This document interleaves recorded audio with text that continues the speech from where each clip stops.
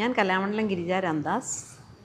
എൻ്റെ YouTube ചാനലായ Nandanam artistic അരീനയിലേക്ക് എല്ലാവർക്കും സ്വാഗതം.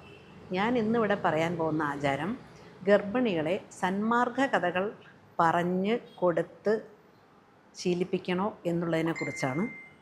പണ്ട് പുൻസവന സംസ്കാരം എന്നൊരു ആചാരമുണ്ടായിരുന്നു. ആ ആചാരത്തിൽ നിന്നാണ് ഗർഭിണികൾക്ക് സന്മാർഗ കഥകൾ ഡെയിലി പറഞ്ഞു കൊടുക്കുന്നത് വളരെ നല്ലതാണെന്നും നല്ല നല്ല കാര്യങ്ങൾ അവർ പറഞ്ഞു കൊടുത്താൽ അവർക്ക് ജനിക്കാൻ പോകുന്ന കുട്ടികൾ വളരെ സൽസന്താന ഗുണങ്ങളുള്ള കുട്ടികളായിരിക്കും എന്ന് പറയപ്പെടുന്നു.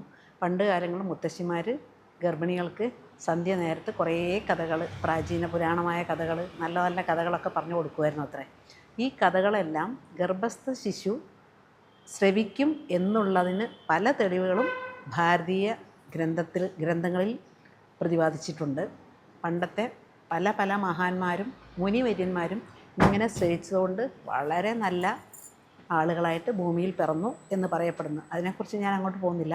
എന്തായാലും ഈ ഗർഭാവസ്ഥയിലിരിക്കുന്ന ഒരു സ്ത്രീ നല്ല കാര്യങ്ങൾ മാത്രമേ ശ്രവിക്കാവുള്ളൂ, നല്ല കാര്യങ്ങൾ മാത്രമേ ചെയ്യാവുള്ളൂ.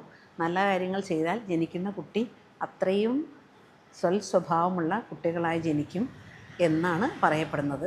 മാത്രമല്ല, ഈ വേണ്ടാത്ത കാര്യങ്ങളൊക്കെയാണ് എപ്പോഴും കേൾക്കുന്നത് കാണുന്നത് എന്നുണ്ടെങ്കിൽ കുട്ടികളും അത്തരത്തിൽ ആയിപ്പോവും എന്നാണ് പണ്ടുള്ളവരെന്നല്ല ആധുനിക വിശഗ്വരന്മാർ പോലും പറയുന്നത് ഇങ്ങനെയാണ്. അതായത് എപ്പോഴും നമ്മൾ നല്ല കാര്യങ്ങളൊക്കെ ശ്രവിക്കുക, പ്രത്യേകിച്ച് ഗർഭിണിയായിരിക്കുമ്പോൾ നല്ല കാര്യങ്ങൾ ശ്രവിക്കുക, നല്ല കാര്യങ്ങൾ ചെയ്യുക, മനസ്സ് പ്രക്ഷുബ്ധമാവാതെയും